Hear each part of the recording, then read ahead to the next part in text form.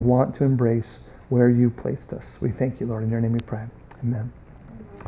Amen. So, cultural phases. Where do we go? How far do we go? What's it going to look like when we get there is one of the huge questions when we're dealing with the topic tonight.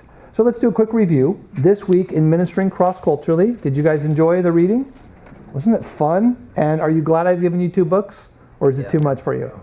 But you see how they tackle it from different ways? One's more left brain, one's more right brain. We all need both sides because we're either on one or the other. We need a better balance, because I would say that the title of our culture class would be, to everything there should be balance. It's not one or the other. It's just different, finding that way in the middle. So Ministering Cross-Culturally, we read from pages 65 to 76, and we looked at crisis. Crisis, in a sense, in the book was looked at from the example of the typhoon. And I thought that was a beautiful example.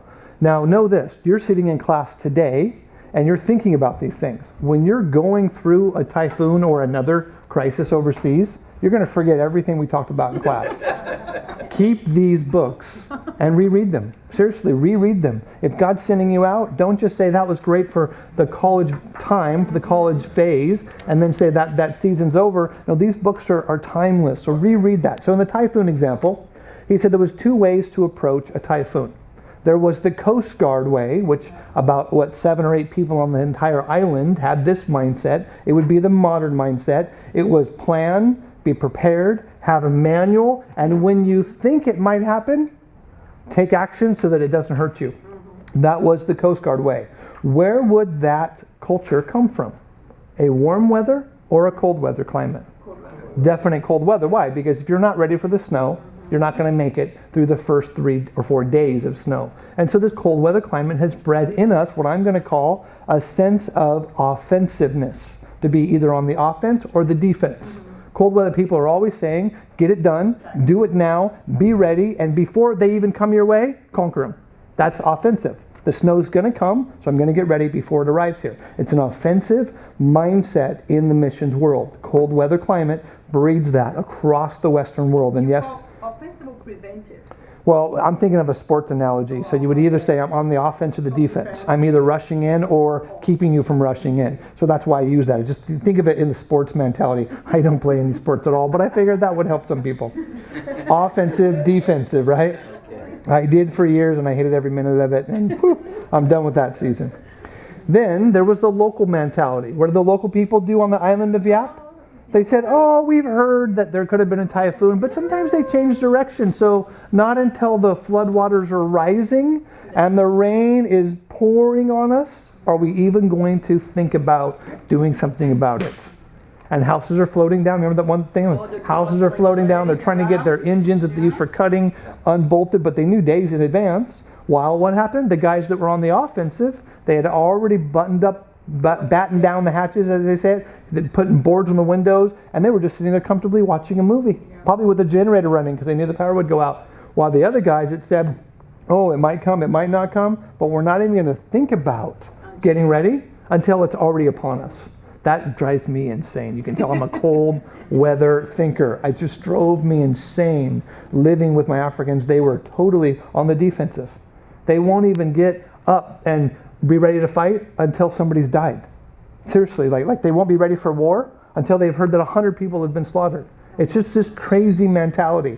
That's why there's constant war in Africa. If you've ever wondered, why is Africa always at war? Because they're these little bitty tribes and they don't think offensively, they think defensively. So one person can rise up, nobody else is ready for them, and they conquer the entire nation. And it happens over and over and over and over and again in all the countries and all the rebel groups. That's why there's rebel groups all over Africa, and there's none anywhere else in the world, because the military is never ready to fight them. So offensive versus defenses. What's bad about one or the other? The offensive person is normally pretty uptight. That's probably the best word to use. And that's why they would say to me, Rob, why are you so uptight? I'm like, because I'm getting ready.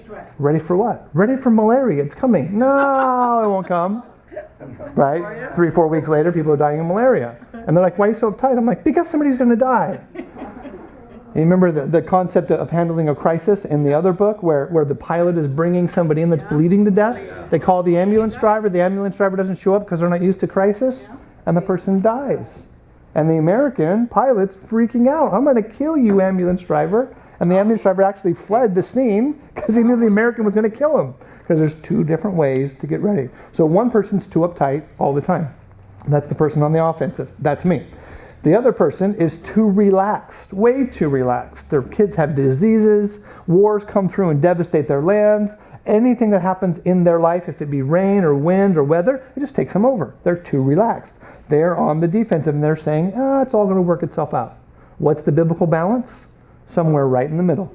Somewhere right in the middle. Be thinking about the future, but be living in the present, right? Not being so uptight that you can't spend time with people. What was the pilot's problem? He never spent time with the ambulance people to build a relationship. So when he called them, they're like, we don't know you. We don't even understand your concept of a crisis. There has to be a balance between the two. I would call it total control versus no control. Total control versus no control. Don't swing to one side or the other. Which is more biblical? Both. Both. Jesus was totally relaxed, and at other times, he totally had something to do. It's both. It's both, and it's having that ability to say, Lord, give me wisdom. There was a lot in that book. Let's not linger there because of time, but it was a great, great chapter. Then, in our other reading, in Cross-Cultural Connections, page 43 through 63, we read about square heads, right, and round heads. Square heads and round heads. And it said, some people are square heads. Let's call those the Westerners. That's who I am. I'm a square head. I like things done just like this. This is a box. We live in this box. This box is perfect. This box has been refined. This box is awesome. This box has conquered the world. That's the way that my brain thinks. And then there's the round heads. They're like, yeah, whatever. Just let it happen. Let it be, right? Those few people, when they try to get together to deal with anything, they can't relate. They cannot relate. So that chapter was so rich, I can't even begin to touch it at the moment. But think of it this way. A true missionary has one side of their head flat, squared, the other side's round. So what's that make you? Just imagine a square head is normal for America and a round head is normal for somewhere else, and I come back and I have flat and round. What am I? Different. I'm a freak. I'm a freak. That's what most missionaries become. Total freaks. The word I use as a missions pastor when I came off the field, and everybody's like, Rob, what's wrong with you? And then I started pastoring missionaries, and they came off the field and like, oh, you're freaky just like me, right? And the word I used was unique. God calls unique people, not weirdos, not freaks, not like, what's wrong with them, but unique. That's the most politically correct way to say it. God calls unique people to go cross-cultural and become more unique as they're in those cultures. Then they'll come back to the square-headed people and they won't know how to fit in because now they're half round. And then they'll go back to the round people and now they're more square. What do? They just have to learn to adjust, learn to flow, learn to go with it, learn to be unique. And always say, and then the wisdom of even last chapter was, not yet. I don't understand how to play cricket yet. Anybody ever try to play cricket in here? Mm-hmm. The analogy was playing a baseball game overseas. You go to India and they're playing cricket and you're like, what is that? You hit your ball like this and the pitcher actually bounces the ball off the ground back up to the batter. What's that all about, right? How long does the game go on for? 9 hours. 10 hours. You're thinking, what's wrong with you people? Is there no time limit on this game? And what are you doing? You look like you're all mixed up out there on the field. No. I don't understand cricket yet, but I will. Because the harder I try to make it baseball, it's never going to be baseball. It's never going to be what I'm used to. It's always going to be something different. So we have these situations where we can either be totally awkward and totally out of sorts, or to say, you know what, I'm flexing from square to round. And I'm constantly going through this transition from one to the other. And I need to embrace the reality that as a cross-cultural missionary, I'm going to feel awkward half the time. When you first arrive, it's way more than half. But as you've lived there, even for a few years, you still have 50% of your relationships and conversations, they're awkward because you're trying to become like them, to adjust, to know what they are like. And if we don't adjust, how do they view us? Prideful. Prideful. Oh, you people, you think you do it better? And you never say this. Every missionary says this, so just try not to say it as much as you might want to. Never say, in my country, we, right? Where I come from, we. You don't say that. And what was the other thing he said in the book? Never call them those people. Those people, when you call them those people, just buy a plane ticket and go home, because that's pretty much where you're at in your heart, right? Those people. There's my people, me and my wife, and maybe a couple people from my country, squareheads. And then there's billions of those round-headed people, and there's those people and my people. Never. Jesus never did that. Jesus was never, ever like that. We must adjust. If we don't, we will be viewed as prideful. Now, with the midterm, just a reminder, it's going to be coming up. It's due on April 1st. I told you all about that. You'll see that on Populi. The reminder that I really want to leave with you is the midterm must be in a PDF format, right? Not Word, not anything else, just a PDF format. Upload that to Populi. I'll get that, and I will quickly and get through that and make sure that those are turned in on time. So I want to hear your heart. I don't want Greek definitions. I want to hear your heart. Now, continuing in our review, worldview shapes culture. We know that. This is just to get your mind focused on what we're talking about today. Worldview shapes culture. Worldview is the core of the person, creates their beliefs, that turns into their values become their actions dictate their entire culture. So that's what we're going to be looking at today, is a deeper look into that. And then last week we talked about the perfect missionary. And we asked the question, how did the perfect missionary communicate? How did he do it? Within the culture. That's how God communicated. He communicated to Abraham in Abraham's culture. He communicated to Adam in Adam's culture. He communicated to David in David's culture. Jesus came as a Jew to communicate to Jews in Jewish culture. We'll look a little bit more into that, but the perfect missionary communicated through culture. So here's where we are tonight. Tonight, we want to talk about the cultural phases from space age to stone age. Because this is where we find ourselves today, from space age to stone age. There were millennium of years where people all lived the same. From the beginning of time as we know it, from the beginning of history as we know it, for like 4,000 or 5,000 years, everybody lived the same. And then Europe and Africa and Asia all started taking on different variations of how to live. But recently, technology has advanced to the point where we've got people that are on their way to the moon, while on the same planet, some people are still living with rocks and sticks and total Stone Age mentality. So from space age to Stone Age, this is what we want to look at tonight. And the reason why this is a subject in this class is because we're going to ask ourselves, as God's calling us, Lord, where do I fit? Now, God might speak to you about a country. Let's take, for example, Shane talked about going to Japan. Well, Japan's pretty straightforward. It is incredibly advanced, and it has amazing amount of cultural history. Amazing amount. America, how old is America? Does anybody know? 200 years. What is that? Boop, a little bleep on the map. For Japan, for China, even for England. It's a bleep on the map, and England's pretty new. We're like an infant laying in the hospital bed compared to all the other nations that are elderly and wise and have built civilization. America's just a little baby. Like, who are you, right? So she knows where she's going, to an advanced society with a deep history, and she can learn a lot about that before she goes. But if you go to the kind of tribes that I've been called to, I don't know anything about them. There's no books on them. There's not even photos of the people. Just recently, I've been able to get actual professional photos of the people that I work with that I didn't take, because a National Geographic guy came by and shot off about 100 photos, and I was like, I've been searching for 20 years for photos of my people. Last year I got them for the first time in history. They have no written history, it's all oral. So unless I speak their language, I can't learn about them. So we ask ourselves these questions. Lord, am I going to Europe? Am I going to Africa? Am I going to Asia? Am I going to advanced societies? Am I going to remote societies? How do I fit in? Where do I go? What do I need to do before I get there? What place are you going to put me within the Great Commission, and what's it going to look like? Well, now here's a beautiful thing about our country. Our country is inundated with people from all over the world. You can begin working cross-culturally right now, across the street. If you've been through our level 1 class, you know that we talked about Voice of the Refugees and all these people coming from these, I'm going to say, partially developed, mostly remote Muslim countries. and the people are coming to America trying to figure out even what to do or how to survive, we can be in their world with them. And so I found this picture was the best. This is like an American lady from Dallas, Texas, right? And she probably says y'all when she sees those Arab ladies. And the Arab ladies are coming into our country. You can tell they're a bit more modern. They don't have the ninja, right? They just have the facial covering. They have pants. Yeah, they're wearing trousers too. Yeah, don't call them pants. You know that. Oh yeah, the trousers. Pants are what? Underwear in the rest of the world. Don't ever say to somebody in another country, I like your pants.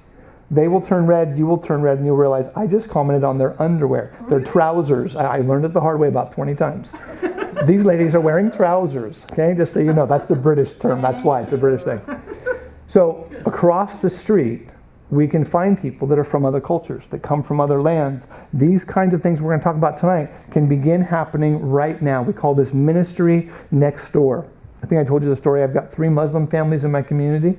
And one day I was at the pool with my kids, and a bunch of the Palestinians come in. There's like 3 moms with maybe like 10 kids between them. And I start hearing these kids yell, jihad, jihad, jihad. What's an American do when they hear jihad? Right? Grab the kids and go home and get the gun.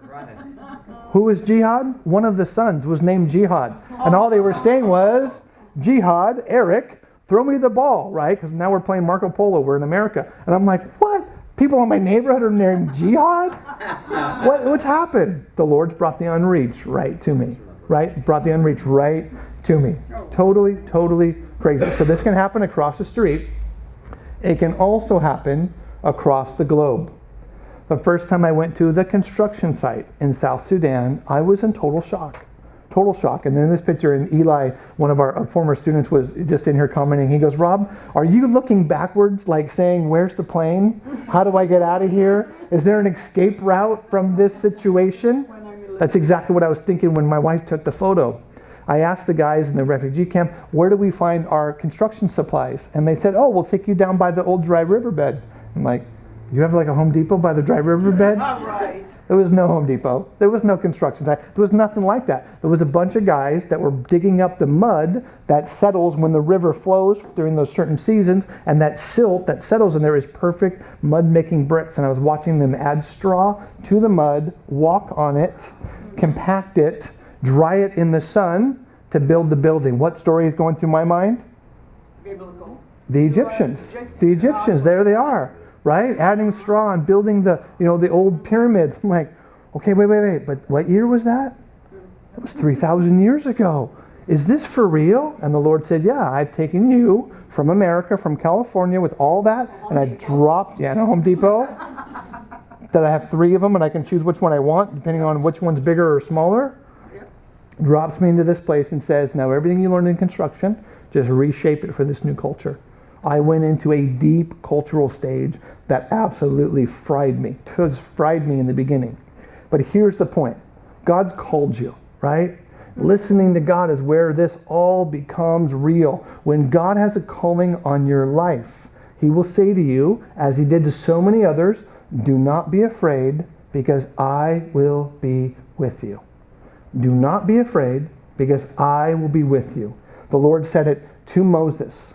Moses, you think you can't do it, but I'll be with you. I'll speak through your brother, Aaron, but I will be with you. And then God said it to David, that little shepherd boy. Remember that was out there in the middle of nowhere? David, I will be with you. I will fight with you. He said it to Joshua too, yes. That would be right after Moses said to Joshua. And then to Paul, same thing. I will be with you. I will do this. I will handle it. In the Great Commission, what does Jesus say? Go into all the world, preach the gospel, make disciples, and I will be with you until the end. And so even with a guy like Paul, a Jewish, I saw the word terrorist and my mind went to a Jewish terrorist of Jesus' day, the Lord said the same thing. I'm going to save you and I will be with you. And so God has been calling people like this from the beginning. I think the best way to put it out there and just kind of put a line underneath this sentence is, you were made for this. Okay? You were made for this. God has created you for this moment in history. In your mind, in your square head, Western thinking, you'll never fit in that round culture. But God has made you for this moment. So as you listen to Him, and as His Spirit falls upon you, and as you draw from Him, what you need, He will make you into the person that you need to be. You were created for this moment. Never resist it. That's when all the trouble happens, is when we start to resist God's call.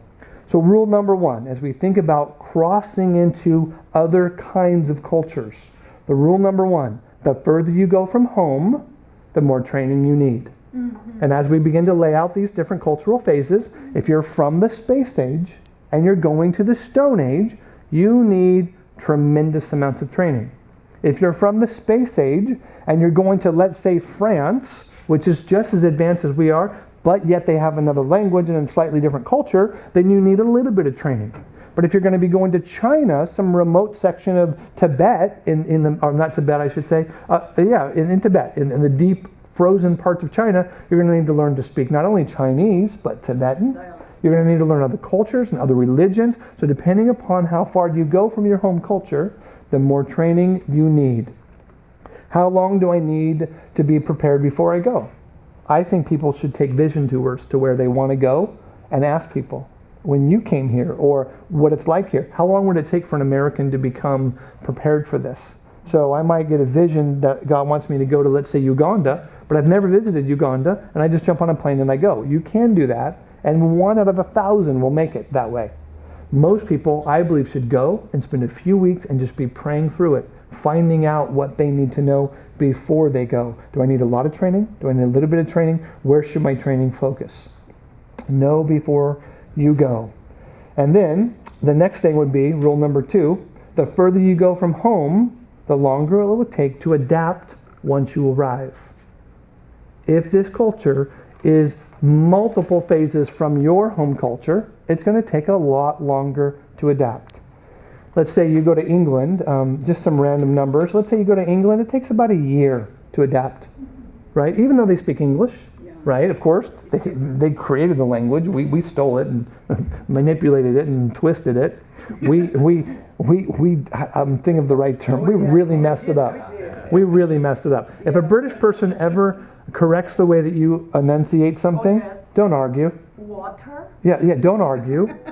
It's their language, right? Exactly. I don't care if there's 300 million of us and there's not that many of them. It's still their language. But it takes about a year for an American to adjust and to become fruitful, to become, to gain momentum in the ministry, about a year. If you go to any other part of Europe, it's a minimum 2. Any other part, Germany, France, and most of our technology comes from Germany. I don't know if you guys know that, right? The British gave us the military and they gave us the language, but it was the Germans that gave us the technology. Who gave us the food?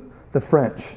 You guys realize that? If you look at Western Europe, they all did something for America, and each one has a signature. The Germans are the ones that gave us all of our technology, and they still do. They're still the most brilliant people in the world, and a lot of them were Jews, which is really interesting. They're German and they're Jews. And that's why we got a lot of people like Einstein in the early days, because when Hitler rose up and all of the guys, they all came to America. They weren't born here, they immigrated. We got them because somebody else didn't want them. We said, praise the Lord, come home. So Europe, about 2 years at least. Anywhere in Africa, 2 to 4. 2 to 4. Because now you're dealing with totally different worldviews and totally different languages and different cultures. So 2 to 4 years. If you're going to most of Asia, 2 is minimum, 8 is more like it. Oh, Lord. 2 is minimum, 8 is more like it. Wow. If you're going to move to Japan, Very encouraging. if you're going to move to Japan and live there full time and speak Japanese, think Japanese, understand how things work in this totally complex, unseen culture in Japan, just think minimum 5 years, closer to 8. And then when you know that, then you embrace it. And you say, Lord, before I was even born, you knew you would have me in America up until I was this age, let's say 30 years old. And then you put me in Japan, so I won't be functional in Japan until I'm 40. All right, Lord, that's where you want me. I'm okay with it. But when you don't know that, after 6 months, you're beating your head against the wall. What's taking so long? That's part of life. Those are the things that we are going to face. And then we have certain things about reading the Bible that we need to be aware of. Remember, when you're studying the Bible, that the Bible was written, as we know, in all cultures can understand it. It is written to all cultures. But as we read the Bible, we read about specific people, And we think that the amount of time it took them to become fruitful in their ministry should be the same amount of time it takes me to become fruitful in my ministry. Let's use Jesus, for example. Where was Jesus born? In Israel. You can speak loudly. I'm asking the question. Where was Jesus born? In Israel. Where did Jesus minister?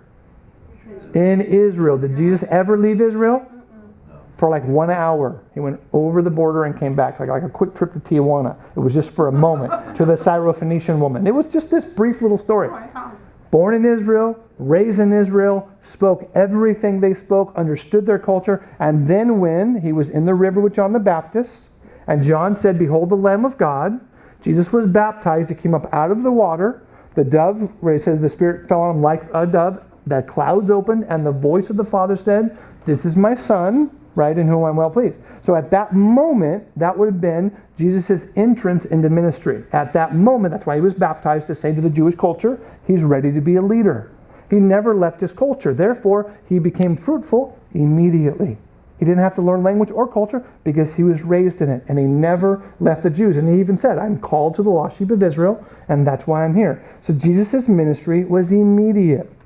Now, we also have another one, Paul the Apostle. How long did it take Paul to become fruitful in ministry? Now, I believe his preparation was about 15 years. From the time he was saved in Acts chapter 9 until we see him being used majorly in the end of Acts chapter 12, there's a 15-year gap in Paul's life. That was training when he was there in the desert with Jesus. You'll try to look it up, Vera. No, I'm going to take notes. Okay, I was saying because I can show you the notes on that one later. You'll be distracted the whole class. So, 15 years for Paul. What did Paul become? Bicultural. What were the two cultures in Paul's world? Greek and Hebrew, right? Greek and Hebrew. Roman would be Greek. The Romans were Greco-Romans. They spoke Greek, they had a Greek culture, so we'll call it Greek and Hebrew. Paul was raised what? Bicultural. You guys remember that? Mm-hmm. Paul was raised in a Greek city, but to Jewish families, and at the feet of Gamaliel, one of the greatest Hebrew scholars at the moment. So Paul, from birth, was bicultural. He would be like one of our Mexican Americans here in California that spends 6 months in Mexico and 6 months in Los Angeles and goes back and forth and understands both cultures easily. So Paul was totally bicultural. Now, it took him time to become all things to all people because there's a pride issue going on. But Paul didn't have to learn what it meant to be Greek. He understood the Greek way, the Roman way, from birth. So God allowed Jesus and Paul, the two people that we read the most about, to know the cultures they were ministering in. Nobody in the New Testament has to truly go deeply cross-cultural. Now, Jesus ministered to the woman at the well for a moment, right? This would be John chapter 4. But it wasn't this big, long adventure. It was just an afternoon. And Jesus was there and he was cross-cultural with her. But the majority of his life, he's working within his own culture. Same with Paul. So don't think in your mind, if Jesus could do it the first day and Paul could do it within a few years, I can do it that easily. It's not that easy. We are coming from different worlds. Remember, the Bible was written in this same region. Just think of the Mediterranean Sea, North Africa, Europe, and part of that part of the Middle East. The Bible was written in that area. It wasn't written in India. It wasn't written in South America. It wasn't written in North America. It was written all in the same place. So those cultures were similar. So their preparation time was very, very short. Now, when thinking about the development of people around the world, the best way to understand development is to use the map Earth at Night. You guys seen this map before? You can get this is a Google Earth map. You can just type in Earth at Night and you get the map. When you look at this map, try to think of where am I called to, and then from this map, how bright is the area that I'm going to at night. That will give you a simple gauge of how developed are they. So just think about this. Oh my gosh, that's not fair. So think about this. Okay, so Vera, you want to go back to Brazil. You want to go back to Brazil. You've got one big bright light, right? And then a little bit going up the river, and then what happens? The entire Amazon jungle is dark. So Vera is called, if you leave the capital city, to a really remote people. I can see that. Look at my African continent. How much of it is lit? South Africa, which is what? British, Yeah. right? Western, That's with a lot of other issues, but that's it. And the Nile River. What's up the Nile? Developed people from Egypt that have been doing this for thousands of years. Egypt's one of the oldest developed societies in the world. Now it's got issues, but it's developed. The rest of Africa, there's just like a little beep, Nairobi, a little beep here in Kampala, nothing. And you're like, what? That's why they call it the dark continent. There's nothing there. Oh, wow. Hundreds of millions of people, hundreds and thousands of languages and tribal customs, and no roads, no communication, no connection, dark. And then you go through Europe, and what do you see? The capital cities and everything else is developed. It's not totally developed, but it's majorly connected. All those little lights are roads. And then Russia, you can see St. Petersburg, and then all of Russia, all the way across. How many time zones in Russia? 12.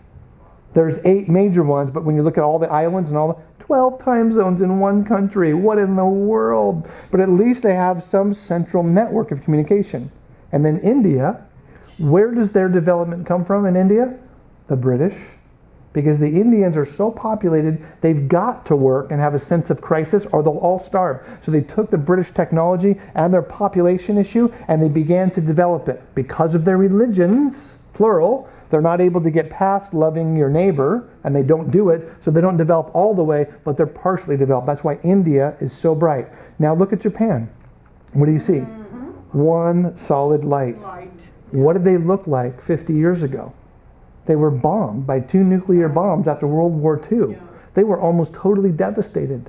And the whole world said, if you're willing to develop, we'll pour billions of dollars into you. And if you'll take that money and whatever else that you have, our education, your education, make something better of yourselves, we're part of that. So we bombed them, and then we rebuilt them. And because of their worldview, they said, we can do it, and we're all going to do it. And now, one of the most developed countries in the world.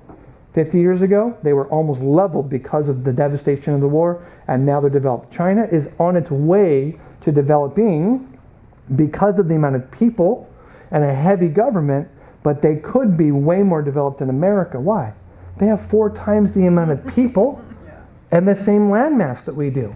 So why is it that it's only along the coast, right? Why is it that it's only there? I believe it's because of heavy governmental suppression, but those things are starting to open up. So we're seeing development all through China. Now look at America. What do you see? New York is just one solid light. That's Manhattan. And then from there, as development changed and traveled on, then there's the Rocky Mountains. That's why there's not that much light in that middle area. And then you have Los Angeles and San Francisco.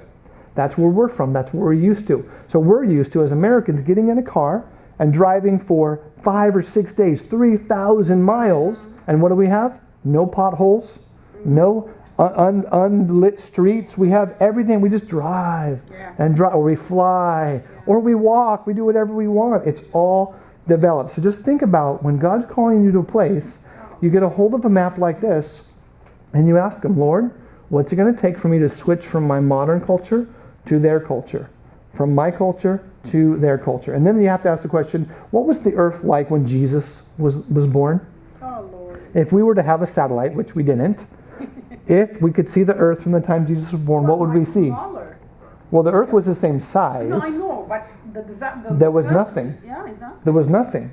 There was nothing. I mean, literally. Like when you think about Jerusalem in the days of its glory, it was nothing compared to what it is now or what we have now.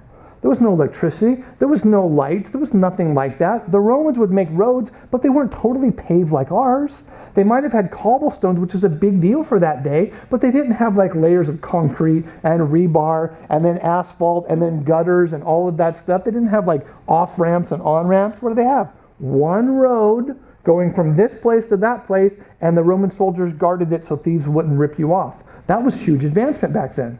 Nowadays, we have 1 billion times more roads in my city than the entire nation of Israel did when Jesus was alive. So I have to think about it from Jesus' perspective, from his time in history. Now, you can look this up later. Really fun to look at that. I actually, as a pastor, I put that big layout, it was from National Geographic, under my desk and then put a piece of glass on it. And every day I would look at it. It was so fun. I just loved it. Now, I want to show you a short video. This is a video of the last 2,000 years and the spread of Christianity. because I want us to think about where those countries are developed and if they had Christian influence or not. And when they had Christian influence, did it change the way that their nation developed? Truly, when you love God and your heart has been changed and you love your neighbors yourself, that's when development can happen. So we come from a culture that has been birthed and submersed in Christianity. Therefore, we have endless opportunities, and therefore we have all of these things that we expect the rest of the world to have, but they haven't been born with what we've been given. Now, did we earn it? No. Did we deserve it? Absolutely not. Should we even be allowed here? Half the time, no. I mean, I get really angry with Americans when they complain about paying taxes. Yeah. I think, yeah, you might pay a little bit more taxes than I do. You see what the tax goes. But come with me to a country that doesn't have any taxes or a government that functions. And I see your 3 or 4 kids, you would have one of them. You wouldn't have a car, you wouldn't have a house, you wouldn't have any of this stuff. So I understand when you've never seen it, that you can complain about it because you're not aware of it. But from the things I've seen, I love paying my taxes. Can I say it to you again? I love paying my taxes. Now, I'm not all about becoming a socialist and being totally liberal and going one way of our government mindset. I'm not about that. I'm about being conservative. Let's go back to Ronald Reagan in the old days. That to me is what government should be. Small feds, large state. That's the way it should be. But no matter what, no matter who's president, I'm paying my taxes because it's the greatest place in the world to live. So then when I go to another country, what do I expect? So as we play this short video about the spread of Christianity throughout the world over the past 2,000 years, just watch. It will show you the Roman world. It will show you when the Mongols, you guys remember the Mongols? When the Mongols came in, they took over. And then notice, all of a sudden, communism will spring up and communism will be there. And you'll see communism spread over everything. When communism covers all of Russia and all of China, Christianity that was there was pushed out. So just watch how God has been moving throughout the centuries. We're going to keep recording. Yeah? Oh, I guess we're not. Okay. So let's go ahead and watch this video. And if we can, let's go ahead and kill the lights. I think it will look better. Those would be whoever's in the back. Yeah. And that side too. Both sides, yeah. There's 2 sets of switches. Oh, yeah. Is that good? Yeah, we can just leave it like that.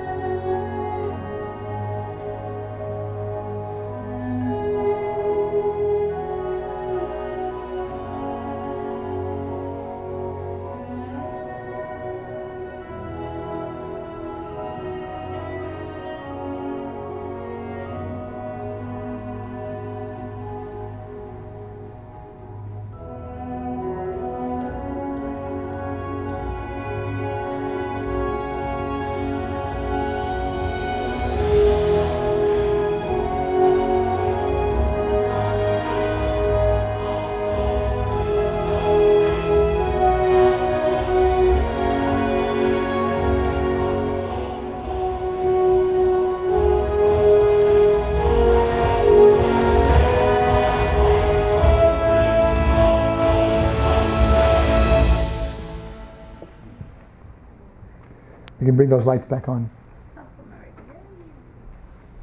So that takes us up to today. And just notice that the white areas are where Christianity has gone into, but it doesn't mean those people are all born again and that's their only thought. It just means that there's enough churches in the local languages, in the local culture, for people to begin hearing the gospel. Notice where the 1040 window is. It's all of North Africa, which is green. Green is Islamic. And then there's the communistic part of China, which is there, as well as in there there's Buddhism. And then in India, there's Hinduism. But there's enough Christians in India that now they're up to like 2%. It doesn't mean they're all saved. There's still 1.2 billion people in India, and at least 1 billion of them are waiting to hear the gospel. But there is some gospel activity. So that just kind of gives you a feel of how the gospel spread. The reason why I showed it to you was because in the beginning, it was just a dot. It was in Jerusalem. That was it. Go into all the world and make disciples of all nations. And then it went up and down and around. And it took 300 or 400 years just to reach the Mediterranean area. Like in the book of Acts, all we see is the northern part of the Mediterranean. All we would see would be Rome and Greece and Israel, parts of Turkey. That's it. Remember what Paul said in Romans chapter 15? I have to get to Spain because no one's ever preached the gospel there. And you're like, really? Spain was unreached? In Paul's day, it was the most unreached that Paul knew of. Paul didn't even know about England because it was up and around the corner. He barely knew about France at that time. It wasn't even one country, it was many countries. So the gospel took time to spread. So this map stops today in 2015. And so that's how things have spread. God has used tens of thousands of people to go out and just make inroads into this area, like a village or a hillside or a valley, and then another person on another hill or another valley, and then slowly over thousands of years, the gospel has made it to the majority of the world except extreme Islam, extreme Buddhism, and extreme communism. But the rest of the world is getting to hear it. Now, we're painting with a broad brush on this map. This isn't everybody saved. We're just going across and saying there is gospel activity. I love seeing this stuff. It really helps me. It helps me to know that if God gives me a 30-year calling, I might reach a village or the surrounding villages, and it would take me 30 years. And tens of thousands of other people have tens of thousands of other villages or areas to reach. And God is the only one that sees the big picture. He's the conductor of the orchestra. I've got one instrument and I play whatever he tells me, but I don't understand the big picture. All I know is what I'm doing and what my master tells me to do, but I can be confident that my master is doing something globally. Now, we need to stir the church to the unreached. We know that. Most people have never even heard the term, but God is at work, and so this gives me hope when I see the big picture. And then I go from this map to Revelation 7, where it says that all tribes, all peoples, all nations, every ethnic person or a representative from every ethnic group will be around the throne worshiping. And I say, okay, Lord, what ethnic group do you have for me to be your hands and feet into? There are thousands of other missionaries that are going other places. So when you see this stuff, you can begin to understand it. And you have brown spots over there. The brown spot means nothing. Brown spots are normally unoccupied. If you look at like upper Canada, it's too cold. Russia, it's too cold. Siberia, those parts of Africa that are unoccupied, those are deserts that are uninhabited. You can't live in them. And like that southern desert in Africa, that's Namibia. Namibia has almost no cities because you just can't live there. So that's what those areas are. And then that Amazon part, they're saying there's almost nothing in those parts of the Amazon. So these maps are interesting, and you'll see in the top corner, gospelmaps.com. They have about 5 of these, which is really neat. I only had time tonight for one of them. If you take level 3, we're going to watch a lot more of them. So just a little hook to bring you into level 3. You find it here. Gospelmaps.com. And if you want to download those, the Vimeo versions are downloadable. The YouTubes are not, and they're really good to show people. All right, now we have Christianity and government. Christianity and government. I want to talk about the different things that have happened over the years from the American perspective. I don't want to talk to you about from somebody else's perspective because we're not other countries. We're all Americans. So I want to look at it from America. When Christianity was started, or I should say, let me go back. When America was founded by Christian-minded people, the gospel and the concepts of God, God's culture, was fit into our governmental system. Some of our leaders were deists. What's the deist? A deist believes that God wound up the clock, created the universe, created the earth, created people, and then let them to their own. But not all of them. Today, all of the liberals will say that all of our leaders were deists. Absolutely not. There is no way that that's true. When I'm reading Benjamin Franklin, I think I've shared with you before, Benjamin Franklin quoted the Bible in every letter that he wrote. Every government letter, every personal letter, he quoted the Bible. And at the very end of his life, his great-great-grandson was adding this up and putting this all together in a biography. And at the end of his life, a pastor said, but Benjamin Franklin, I'm concerned for your salvation. And he says, don't be concerned for my salvation. I love God. And he goes, yeah, but do you think that Jesus is the only way? What would be our test of true evangelical faith? And Benjamin Franklin said, no, I don't believe that Jesus is the only way. I believe he was a great teacher, and I believe that his teachings were perfect, but I don't believe he was God. and I will never bow my knee to him. But to the Father I will. So what was Benjamin Franklin? We can't really tell. He believed that God was present, that God was acting. He would use words like, we've been endowed with this, and then God's providence, which is God's control, has brought us to this point. So he believed that God was active, but he believed in the Father, but not the Son. So was he born again? Probably not. But was he a Judeo-Christian in his concepts? Absolutely. Was his culture biblical? Absolutely. Did he have flaws? He had plenty of flaws. As I was reading through George Washington's biography, and these are great biographies you can get, I believe George Washington was totally born again. 100%. He and his wife, totally born again. Jefferson, it was hard to tell. He was kind of like so brilliant and so European and so influenced by the Greek way and philosophy, and then he was all Bible, and he was over here printing Bibles for the Indians and doing all this. But was he born again? We just couldn't tell with Jefferson. Sometimes when people are that brilliant and they think constantly, you can't really pin them down. But I'll tell you this, he believed in God, he believed in Jesus, he believed in the Bible, and he actually printed a Bible for the Indians for them to get saved, and used federal funds to print the Bibles and send them out as missionaries to the Indians. These would be the American Indians. So a lot going on in our government in the early days. I'm going to be taking a trip in, I think about 4 or 5 weeks to Washington, D.C., and spending a week there going through the spiritual history of our country from a pastor's perspective. It's going to be awesome. So I'm getting really excited about that.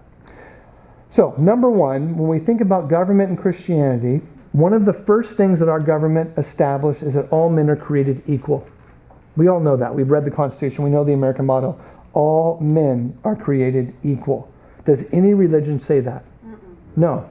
Only Christianity says that. Where does it come from? The Bible. That's where our worldview starts to come out within our government based upon our religious convictions and our religious concepts. The second thing was freedom for the government to be voted in or out of power. Meaning the common man, for the first time in history, had the ability to say, we don't like this government, or we do like that government. Now the Greeks did this thousands of years earlier, but because they weren't born again, corruption set in quickly, and it broke apart their concepts. So we took those concepts with the concept that all men are created equal and have been endowed with the Spirit of the Almighty to be wise, to make sense of life, and to be able to make those decisions. So during this time in America, most of the best minds in Europe were being persecuted as they would speak out against their oppressive governments. So they fled from those governments to come to our country. That's where all of our brilliant thinkers came from. They weren't just British. They were French. They were German. They were from Austria. They were from all over the world. They were great thinkers. They weren't allowed to develop their thoughts in their own country. So they came to America and they established what I believe to be the healthiest government that's ever been made by man. America is the healthiest government that's ever been made by man. Now, they're not perfect. American government's not perfect anyway. Why? Because there's sinners in it. But I'll tell you this, when you compare it to everything else, it is the healthiest. That's why, in less than 300 years, the whole world is becoming more democratic, more American, because they've seen the health. They can't argue with it. That's the way it is. Like, Gandhi, revolting against the British and all of these changes that we've seen all throughout the years, those things have been a springboard from the American establishing a healthy government. The third thing that America did, and based on their religion and their worldview, was create what we call freedom of religion. Freedom of religion. You will never be forced to worship in a way that the government dictates. The government cannot tell you what to believe, when to believe it, and how to do it. They can't do that. That's part of the amendments of our Constitution. Freedom of speech, freedom of belief, freedom to be individual. Freedom to be individual. That's where we get our individualistic concepts from. But that can go too far, right? Because Jesus wants us to be part of the body of Christ, not just individuals, but our individualism comes from the Bible and from our original government. Now, think of it this way, because I always ask myself, Lord, where do you show this in the Word? In John chapter 1, verse 12, this is in the beginning of the Gospel of John, John says, to all who received Jesus, John chapter 1, verse 12, to all who received Jesus, who believed in his name, Jesus gave them the right to become children of God. So what do we see there? To all, not families, not communities, individuals. If they heard and they believed and they received, then God, through his sovereignty, gave them the right or the authority, in another translation, to become children of God. So we see this individualism and then God working within it. And then Jesus said, you guys all know this verse. If you don't know it, quit Bible school now. John 3:16. John 3:16. For God so loved the world that he gave his only son, that whoever believes in him should not perish but have everlasting life. Whoever, a child, an elderly person, a poor person, a rich person, whoever. I'm just pointing out that the Bible speaks of individualism, not solely individualistic, but individualism between you and the Lord. And then once that happens, now we're a part of a community. And so we see in our government, we have these certain freedoms and these certain things. The next thing is not just freedom of religion, but then freedom of speech. Freedom of speech is so huge. It is so huge. Freedom of speech and putting no limits on what people can think and what people can say. We can say that now in Trump. Right? See that. Yeah. Donald Trump is the worst example of freedom of speech that we've ever had broadcasted to the world. I'll tell you this, when you travel in the next couple months, for the next few years, just be ready for people to laugh at you. If they hear you're American, they'll just start laughing. And all you have to do is think, Donald Trump. That's it. He's broadcast all over the world. And why do we allow a guy to say those kinds of things? Freedom of speech. Now, it's embarrassing, but you know what? He's an individual in a country and he has rights. I hope soon his ability to speak will end, but I'm glad that he has the freedom to say what he wants to say. Such a catch-22. Such a catch-22. So freedom of speech, freedom to think outside the box, right? Freedom to think outside the box. What do all the other countries say? You can't think outside the box. You remember when Galileo started to discover the movement of the planets? What did the Catholic Church and the European government, which were all married together, what did they do? They put him on house arrest. They wouldn't let him talk about his discoveries. Why? Because they believed that in science, that the earth was the center of the world, of the universe, and all things surrounded around the earth. And Galileo said, no, the sun is the center of our solar system, and we're the third planet that surrounds that. And then that's connected to other solar systems that's connected to an entire galaxy, right, of things. And we're all moving. We're not the center of all things. And the church and the government, which were connected, they said, Galileo, you can't say that. So what happened? It stifled all of that development. So where somebody could have developed thousands of years earlier, what we have today, they weren't allowed to because the government said no. That's just one example of a million. All throughout the world, like there was even times when people in China, because remember, China's got 5,000 years of development, they would make an advancement and the king would say, no, if the opposite military or our enemies get a hold of that advancement, they'll attack us. So they would kill the guy that was inventing the new technology so that technology wouldn't be given to the neighboring country so they could attack them. You're like, what are you talking about? You just killed Edison. You just killed Benjamin Franklin. You just killed Einstein. What are you doing? Right? You think about it. What are you doing? Freedom of speech, freedom to publish, freedom to write, freedom to get things out there. Donald Trump's a terrible example of it. Number 5, free markets. The opportunity to have a business. Free markets, the opportunity to have a business. No limits on personal wealth. You see all throughout the history, and even today in a lot of countries, you can never have more than the king, because if you do, you're better than the king. Today, the president makes what? Make $200,000 a year, $250,000? You've got guys making billions. And the greatest leader in the world at the moment makes a few $100,000, makes $250,000 a year. And Bill Gates is sitting on $50 billion. All the other guys? President doesn't care because people are able to be free. This creates supply and demand. It creates an economy that's driven by, what's the word we use in our economy? We're driven by competition, right? Competition. You do it, I do it. You do it, I do it. And when we're in competition, what do? We both do it better. Have you ever dealt with a government office and they have no competition and you're thinking, why does it take you 6 weeks to read read an email and get back to me? Because you have no competition. But any other business would have been, destroyed by that kind of worth ethic. Why? Because competition breeds excellence. So The government has provided open markets, which has provided huge taxes, which those taxes have turned into roads, have turned into fuel, meaning we always can drive our cars, we always have roads to drive on, trade agreements with all the other countries around us, shipping, all of this stuff, and most importantly, schools. We have schools. Every American child is educated to a certain point, and then even if they don't have the money to go to a college, somebody's going to scholarship them to do it. Yeah. If you work hard enough in this country, everything is available. Producing supply and demand and managing that. Our government does an incredible job of it. The more liberal we go, the worse it will get. The more conservative we stay, the better it will get. That's just the way it is. And I'm not saying Republican, Democrat, this person, that person. I'm just saying the more liberal you go, the bigger the government, the harder that is to do. The smaller the government, the better it works. And then finally, the ability to discover and publish scientific things. And we could use Galileo's example here as well. The ability to discover and publish scientific knowledge. In our country, we are inundated with new technologies every day. When I was living in Africa, I sat back one day, or probably about a week's worth of contemplating, and thought, where did the car come from?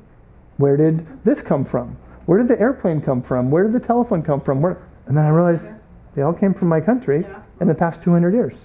Every one of them. None of them came from this soil at all. And whatever they have here was imported from a European or an American person, a missionary, a government, something. So let's take a 5-minute break, and when we come back, we're going to talk about the development of the world for the past 7,000 years. Look at that. Oh, boy.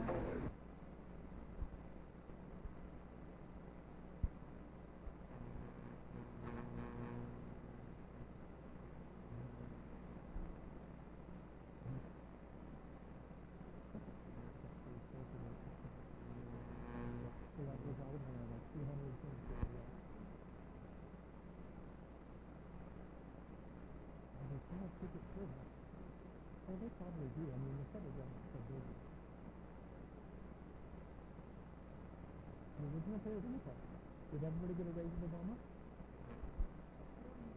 No? That would be interesting. Right. So that was the point. What was the point?